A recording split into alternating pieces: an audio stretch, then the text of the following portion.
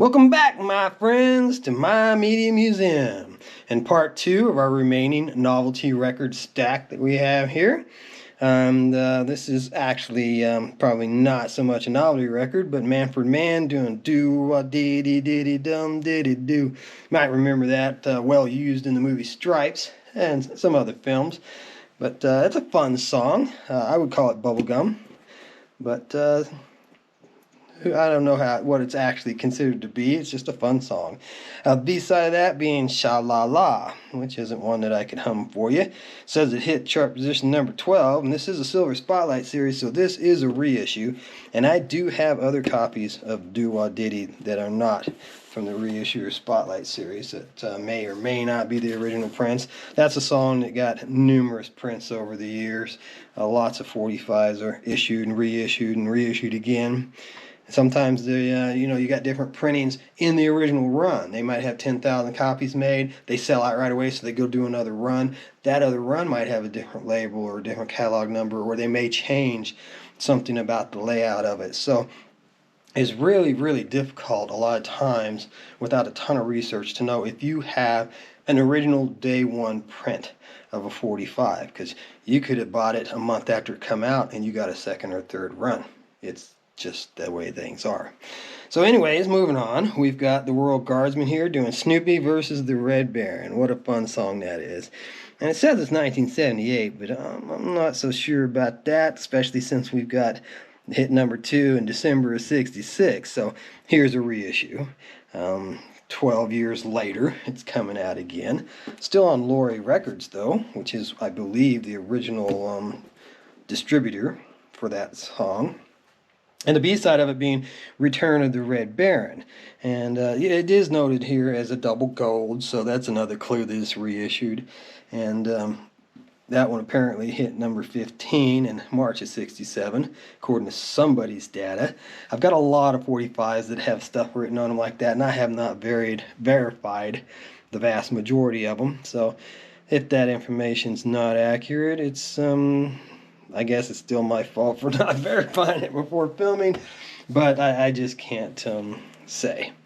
Just like all these post-it notes. I bought a box off of a guy, probably 150, maybe even close to 245s. I paid him $50 for all of them. And most of them had these replacement sleeves and these post-it notes. So a lot of his descriptions, very good plus, $5. Yeah. I wouldn't say so on this one either, because he had a very generous rating system, I would have to say, because it's even got a cutout hole in it where it was, as I discussed in the last video, they would destroy them. You see CDs or DVDs where there's notches through the barcodes. These are and holes through the album. Cassette tapes, they used to cut a notch in the case. These are all instances where the stores wanted credit back for not selling the item, and rather than wasting the money shipping the item back, the studio or distributor would just have them destroy them and throw them away. So a lot of the times they don't. You'll notice books too, they'll rip the top page off. They'll rip the top cover off of a book or a magazine and throw it in the trash. It's just considered destroyed. And here's another one of those cases. But 1910 Fruit Gum Company, there's a odd name for a band for you. 123 Red Light. And I do remember this. This is almost kids' song in my opinion, more than even a novelty record or bubblegum. But the B-side is a song called Sticky Sticky.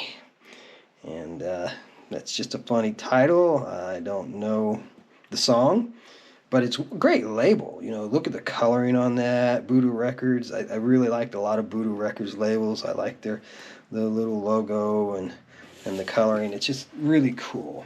And we've got another one from them with some more information from the guy. And here's another one. It's a very good plus, but it's got a nasty scratch across it. See that? I wouldn't call that very good plus in my book. But here's Simon Says, which again, I would kind of borderline call this more of a kid's record than a bubblegum or novelty, but it hit number 4 on the charts in 68, so I guess there were a lot of kids that loved it. And the B-side of that one is Reflections from the Looking Glass. And I don't know if that's Alice in Wonderland kind of related theme or not, but it might be. That's what it would make me think. Reflections from the Looking Glass. All right, so next up, we got definitely one that I sang in elementary school. Chicka-boom, don't you just love it? By Daddy Dewdrop. Yeah, 1971, that sucker hit number 9 on the charts in April. So, yeah, I'm old enough that was, I guess it was a newer song. It's hard to tell when you're a kid and you're singing songs in school or music class, and you don't know if they're an old classic or a new one. I remember having to write a paper on Eagles Hotel California when it came out, because I had a teacher that was obviously a big Eagles fan. We sang a lot of the Beatles in music class in elementary school, Yellow Submarine, and just all kinds of songs. And I remember thinking that the Beatles was like Beethoven or Bach, that they were long gone. And of course I was just a kid. We weren't as well as informed in third grade as they are these days with the internet and everything. We didn't take things quite as serious back then.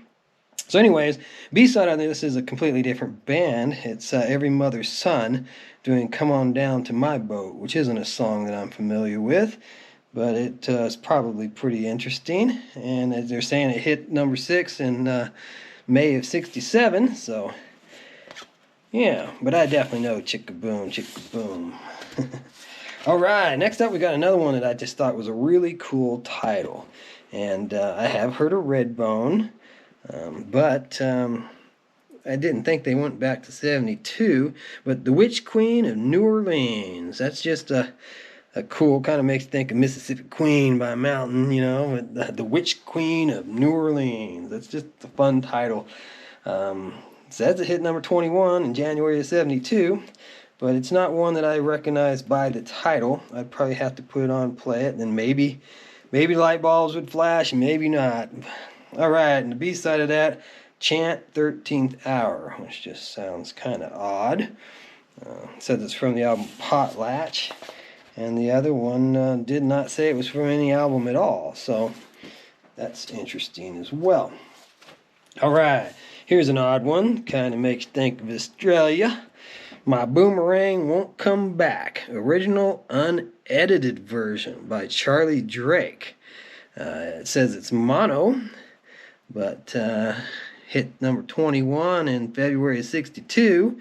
I don't know it by the title, but it's a funny title. My Boomerang Won't Come Back. And you gotta wonder, what's different with the edited version? What was about it that somebody took offense to and they had to cut out? And this is some kind of a reissue, I'm sure, because the B-side also hit number 5 in September of '62 with a song called I Remember You. I don't remember Frank Ifield, but that's a different guy, right? Yeah, we had Charlie Drake on the A-side and Frank Ifield on the B. So that's another double artist, probably another double hit, something made for jukeboxes, which, that was a real big market at one time, selling reissued songs on 45s for the collectibles, for people to load up their jukeboxes with. And that's something I never got. I never bought a jukebox. I wish I had. I just never came across a really great deal. And I'd have a hard time finding a place in this house to put one. But it sure would be fun to have a jukebox. Lord knows I got enough 45s, huh? And no jukebox. But I do have a really sweet turntable. So, anyways, this is marked as the B-side. But it's an earlier hit. It hit number 16 in April of '63. Killer Joe by the Rocky Fellers. The Rocky Fellers. Not Rockefellers. The Rocky Fellers. All right?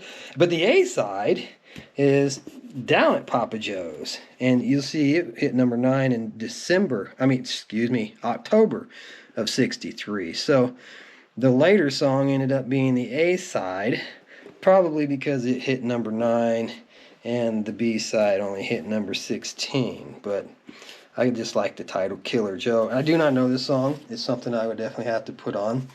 But it sounds like it could definitely be an interesting listen. Next up, we've got another odd one that I'm not familiar with. And Major Lance doing the Monkey Time. And don't know what that is, the Monkey Time. But it came out in June of 1963. Here they're saying that it's hit number 8 in August of 63. So it took a couple months for it to get up to its top chart position. But yeah, I just don't know this one. But the Monkey Time is definitely a novelty or bubblegum theme, especially with the B-side being which the older I get, the more I do, waiting on the brain to catch up to what I'm trying to say. But that one hit number 5 apparently in January of 64, having been released the month previous in December of 63. And it's another one that I don't recognize by the title. But this whole stack, yeah, the previous video and this video and probably the next one, because we're going to have one more video to cover all this, would definitely be a fun night's listen with a couple of friends.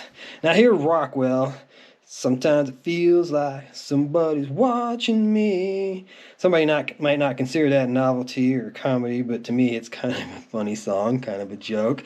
And the B-side of it is definitely made for karaoke. Yeah, instrumental version, so you can just sing along and worry about somebody watching you. All right, that wraps up part 2. We will have a part 3. Hope you join us for that.